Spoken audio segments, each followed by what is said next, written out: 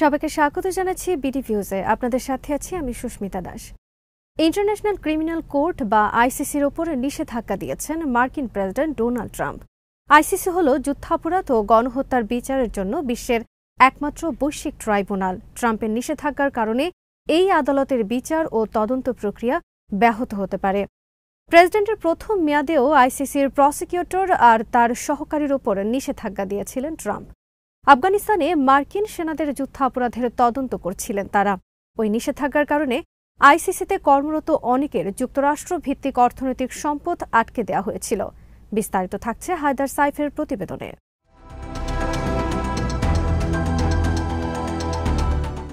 আইসিসির বিরুদ্ধে নিষেধাজ্ঞার আদেশে সই করেছেন ট্রাম্প। সেখানে অভিযোগ করা হয়েছে আইসিসি আমেরিকা ও তাদের ঘনিষ্ঠ মিত্র ইসরায়েলকে টার্গেট করে অবৈধ ও ভিত্তিহীন পদক্ষেপ নিচ্ছে। গাজায় গণহত্যার সাথে জড়িত থাকার দায়ে গত বছর আইসিসি ইসরায়েলি প্রধানমন্ত্রী বেনিয়ামিন নেতানিয়াহু এবং তার সাবেক প্রতিরক্ষামন্ত্রী ইয়াভ গালান্টের বিরুদ্ধে যে গ্রেপ্তারি পরোয়ানা জারি করেছিল সেটির কথাও আদেশে উল্লেখ করা হয়েছে।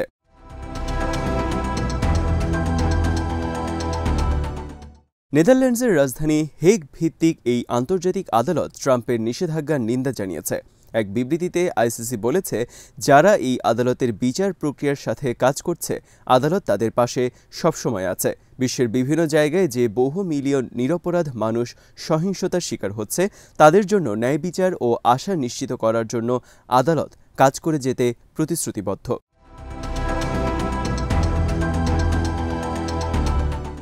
এই আন্তর্জাতিক ক্রিমিনাল কোর্ট প্রতিষ্ঠা করা হয় 2002 সালে। যুদ্ধাপরাধ, মানবতা বিরোধী অপরাধ, গণহত্যা এবং আগ্রাসনের মতো সবচেয়ে মারাত্মক যেসব আন্তর্জাতিক অপরাধ রয়েছে সেগুলোর বিচার করার জন্য সর্বশেষ গন্তব্য হল এই আদালত।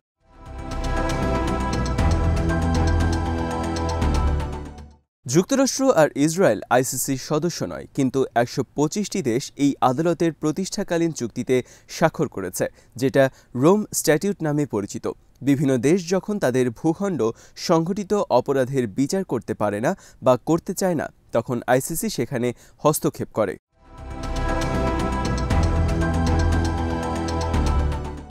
এই আদালতে সর্বশেষ সদস্য হয়েছে ইউক্রেন। জানুয়ারি মাসে তারা আনুষ্ঠানিকভাবে এর সাথে যুক্ত হয়েছে। আইসিসির বিচারকরা এই পর্যন্ত 11 জনকে দোষী সাব্যস্ত করেছেন। কঙ্গোর যুদ্ধবাজ নেতা থমাস লুবাঙ্গার বিরুদ্ধে প্রথমে রায় দেয় আদালত। শিশুদেরকে সেনা হিসেবে ব্যবহারের দায়ে 2012 সালে তাকে 14 বছরের কারাদণ্ড দেওয়া হয়।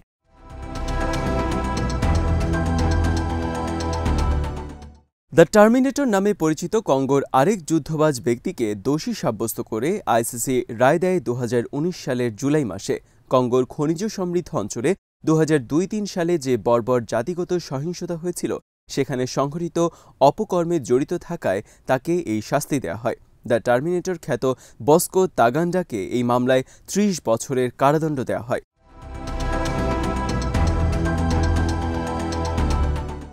2021 সালে আইসিসি উগান্ডার ডোমিনিক অংওয়েনকে কয়েক ডজন যুদ্ধ অপরাধ ও মানবতা বিরোধী অপরাধের দায়ে দোষী সাব্যস্ত করে। অভিযোগের তালিকায় বহু হত্যা এবং জোরপূর্বক বিয়ে করার অপরাধও ছিল।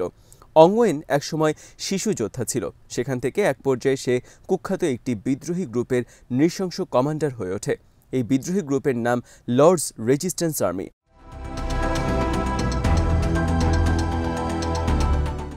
ট্রাম্পের নিষেধাজ্ঞায় আসলেই কি প্রভাব পড়বে আইসিসির উপর, সেটা এখনও স্পষ্ট নয়। ট্রাম্প যে নির্বাহী আদেশ দেন, বেশ কিছু আইন অনুযায়ী সেই আদেশের কারণে মার্কিন বিভিন্ন প্রতিষ্ঠানের উপর বিধিনিষেধ আরোপিত হয়।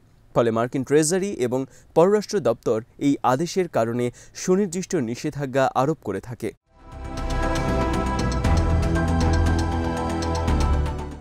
আইসিসির মধ্যে যাদেরকে সুনির্দিষ্টভাবে টার্গেট করা হতে পারে, তাদের একজন হলেন আদালতের চিফ প্রসিকিউটর করিম খান। নেতানিয়াহুর বিরুদ্ধে তদন্তে জড়িত অন্যরাও এর আওতায় পড়তে পারেন। যে 3 বিচারক নেতানিয়াহুর বিরুদ্ধে গ্রেপ্তারি পরোয়ানা জারি করেছেন, তারাও এর শিকার হতে পারেন।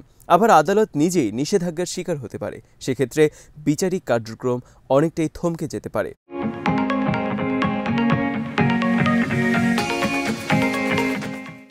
প্রথম দফা প্রেসিডেন্ট থাকাকালে ট্রাম্প সাবেক প্রসিকিউটর ফাতাহ বেনসাউদা এবং তার একজন সহকারীর ওপর নিষেধাজ্ঞা দিয়েছিলেন। আফগানিস্তানে যেসব অপরাধ সংঘটিত হয়েছিল সেগুলোর তদন্ত করার কারণে তাদের উপরে ক্ষেপেছিলেন ট্রাম্প। সেই ২০০২ সাল থেকে তালেবান, আমেরিকান সেনা এবং বিদেশের সক্রিয় মার্কিন গোয়েন্দা বাহিনীর সদস্যরা যেসব অপরাধ করেছিল সেই সবকিছুরই তদন্ত করার চেষ্টা করেছিলেন তারা।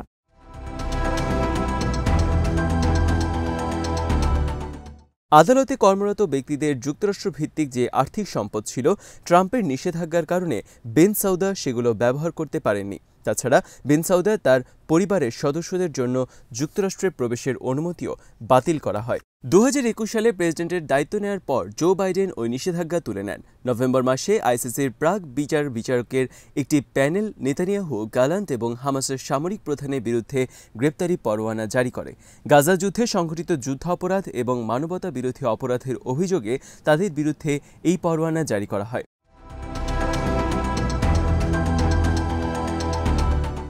ওয়ারেন্টে বলা হয়, এই কথা বিশ্বাস করার যথেষ্ট কারণ রয়েছে যে নেতানিয়াহু ও গালান্ত গাজায় মানবিক সহায়তা যেতে বাধা দেওয়ার মাধ্যমে যুদ্ধের অস্ত্র হিসেবে ক্ষুধাকে ব্যবহার করছেন এবং হামাসের বিরুদ্ধে অভিযানে ইচ্ছাকৃতভাবে বেসামরিক ফিলিস্তিনিদেরকে টার্গেট করে হামলা করছেন। ইসরায়েলি কর্মকর্তারা যথারীতি এসব অভিযোগ অস্বীকার করেছে।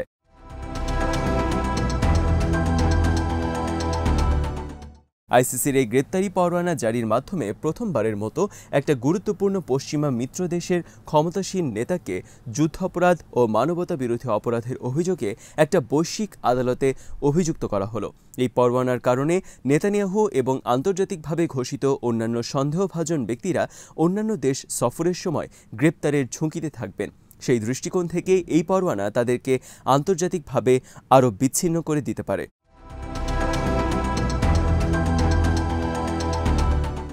২০০৬ সালে প্রথম সন্দেহভাজনকে গ্রেফতারের পর থেকে আন্তর্জাতিক অপরাধ আদালতে এখনও পর্যন্ত আর কোনো বিচার প্রক্রিয়া বাকি নেই। আইসিসি এই পর্যন্ত ৩৩টি গ্রেফতারি পরোয়ানা জারি করেছে। এই তালিকায় নেতানিয়াহু ও রাশিয়ার প্রেসিডেন্ট ভ্লাদিমির পুতিন থেকে শুরু করে উগান্ডার বিদ্রোহী নেতা জোসেফ কোনি এবং জর্জিয়ার সাউথ ওসেটিয়া থেকে বিচ্ছিন্ন অঞ্চলের সরকারের সাবেক সদস্য গ্যামলেট গুশমাজভের মতো ব্যক্তিদের নাম রয়েছে। কোনির বিরুদ্ধে যুদ্ধাপরাধ এবং মানবতা বিরোধী অপরাধের অভিযোগ রয়েছে। অন্যদিকে গুশমাজভের বিরুদ্ধে নির্যাতনের অভিযোগ রয়েছে।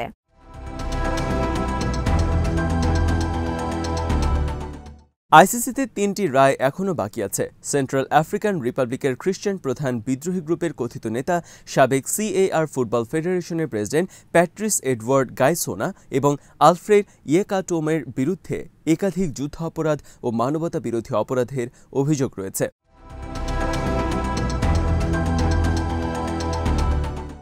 সুদানের জানজাওয়াদি মিলিশিয়া বাহিনীর নেতা হিসেবে নৃশংসতায় জড়িত থাকার অভিযোগে অভিযুক্ত আলী মোহাম্মদ আলী আব্দুল রহমান আলীর বিচার গত বছর শেষ হয়েছে।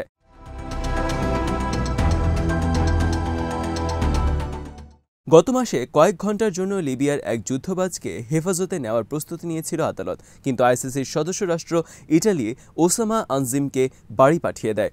আনজিম মূলত ওসামা আল মাসরি নামে পরিচিত ছিল। সরকারের মদতপুষ্ট স্পেশাল ডিফেন্স ফোর্স পরিচালিত কুখ্যাত বন্দিশালাগুলোর যে নেটওয়ার্ক রয়েছে সেগুলোর রিফর্ম অ্যান্ড রিহ্যাবিলিটেশন ইনস্টিটিউশন নামে পরিচিত। ওসামা আনজিম ছিলেন এই নেটওয়ার্কেরও প্রধান।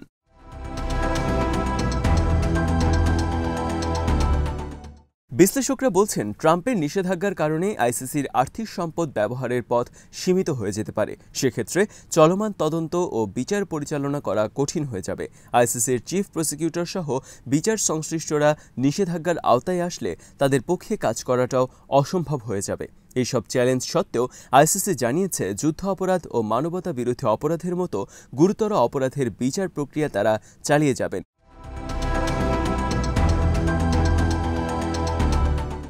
তবে বিশ্লেষকরা এটাও বলছেন যে যুক্তরাষ্ট্রের এই নিষেধাজ্ঞার কারণে অনেক দেশের সাথে যুক্তরাষ্ট্রের কূটনৈতিক টানাপোড়েন তৈরি হতে পারে, বিশেষ করে যেসব দেশ আইসিসিকে সমর্থন করে বা যেসব দেশ গাজা যুদ্ধ কেন্দ্রিক মামলার সাথে জড়িত সেই সব দেশের সাথে যুক্তরাষ্ট্রের দূরত্ব তৈরি হতে পারে।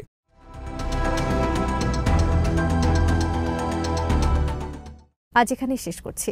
সবাই ভালো থাকুন, সুস্থ থাকুন আর দেখতে থাকুন বিডি ভিউজ। চ্যানেলটি ভালো লাগলে সাবস্ক্রাইব করুন, সংযুক্ত থাকুন আমাদের ফেসবুক পেজে।